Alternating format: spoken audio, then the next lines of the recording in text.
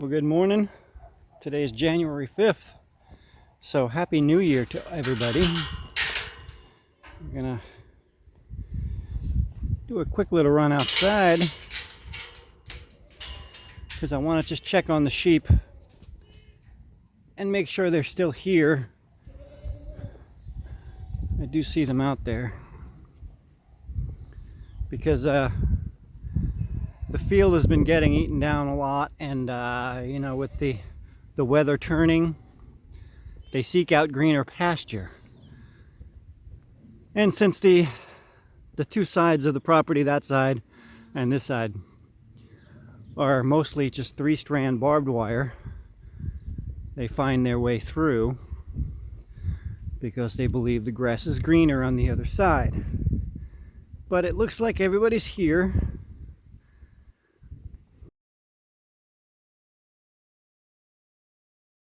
Great big opening there now in the trees because our next door neighbor is putting electricity down at their barn, and they're taking the power off of our pole here and going straight back through the trees to a pole next to their barn. We gave permission for them to do that. They do have a pole on their property, but it's much further away from the barn than our pole. So let's see. I do want to show you guys something.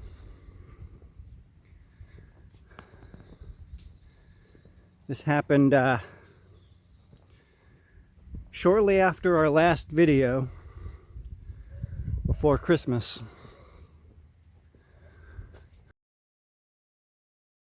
Oh, there they are.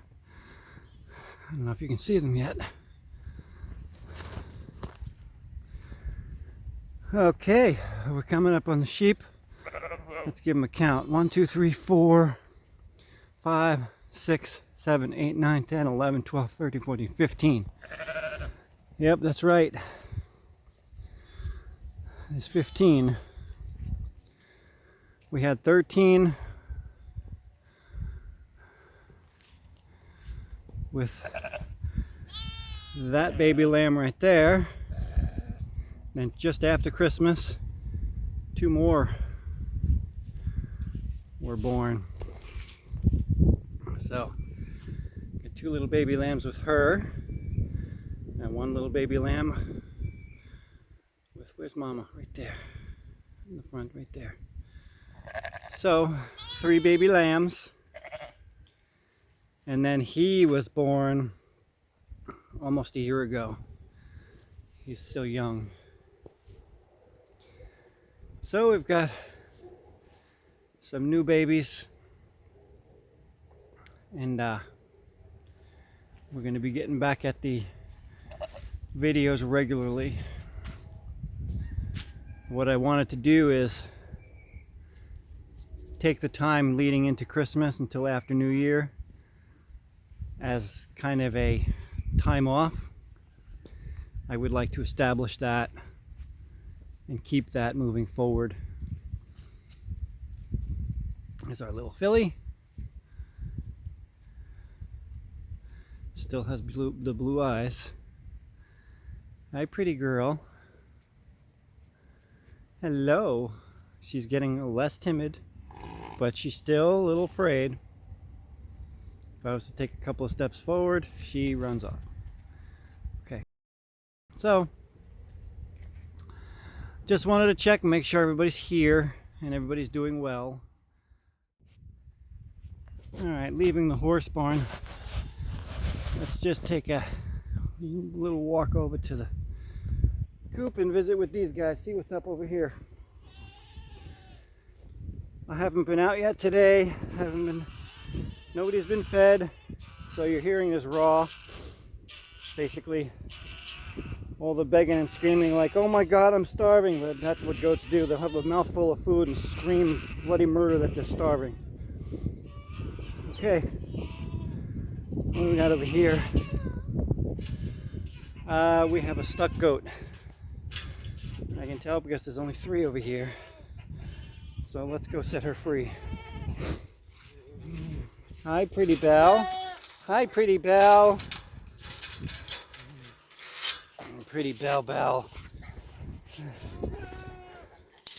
I'll just say it the right way.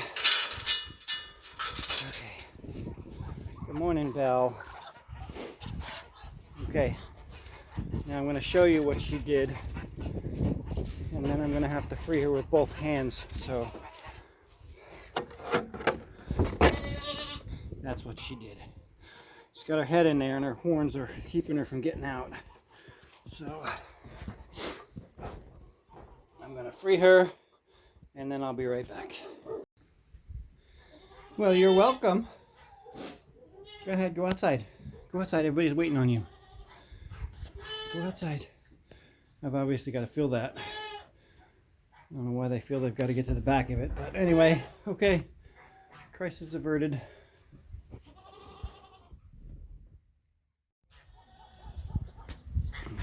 Hey, Duck. Good morning. Opal. Nora. Nessa. How you guys looking?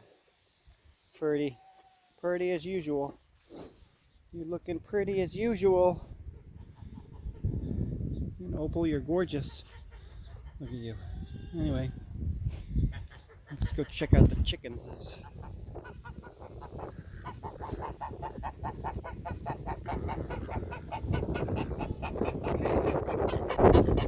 Everybody looks good. Okay. Pretty Belle. Pretty Belle. You're too much, Belle. Oh, pretty Belle. Oh, pretty Belle.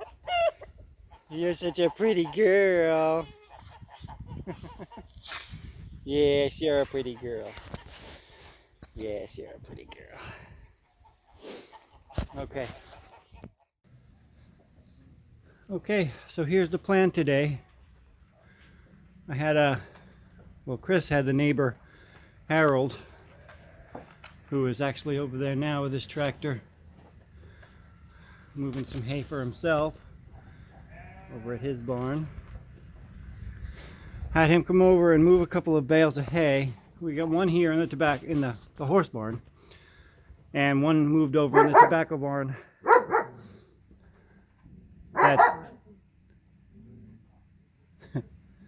It's food time, so they get a little bit irritated. Anyway, had to move this one here and one over in the horse barn that the horses can get to. Make it a lot easier to feed the horses and the sheep, but the sheep can get to it anyway.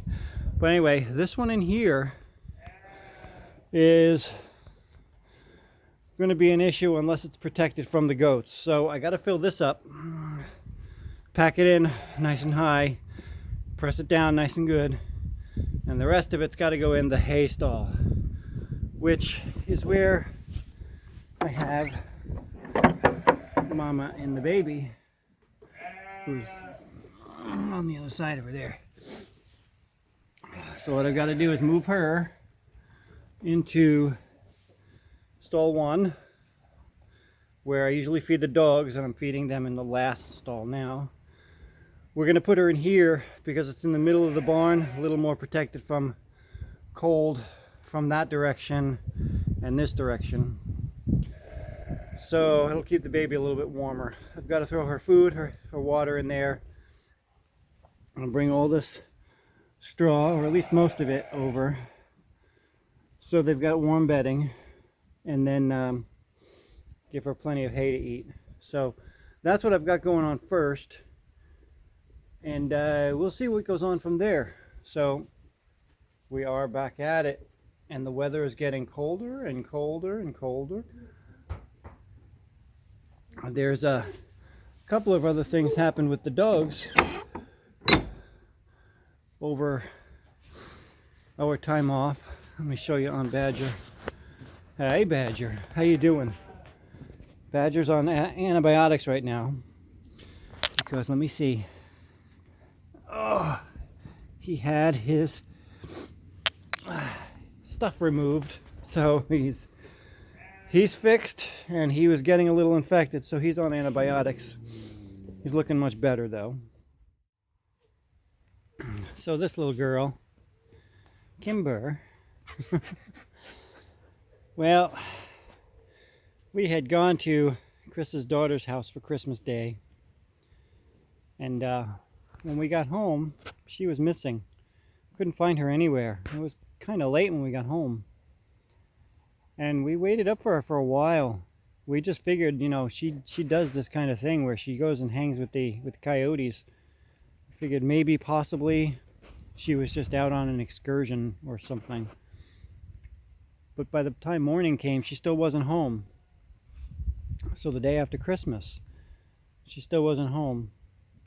And we called our neighbor and had him check his animal traps. He sets traps out back to catch coyotes and whatnot. And he does so. And she happened to be caught in the trap he had set farthest back on the property. Really far back. Nobody could hear her bark or anything. She caught this paw right there. And her paw was so swollen. It was at least twice the size. You see it there. And she was crying so bad. Couldn't put weight on it. Couldn't touch it. Nothing. She was in so much pain. So we ended up taking her to a vet, and the vet looked her over. There's really no damage, no cartilage damage, minimal cartilage damage, no bone damage.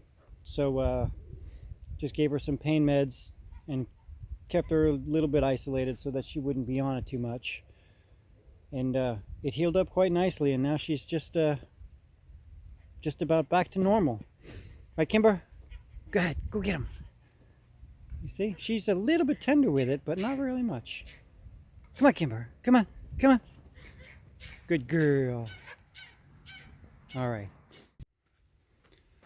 All right, I just want to check how Mama and Baby are doing since I moved them over here.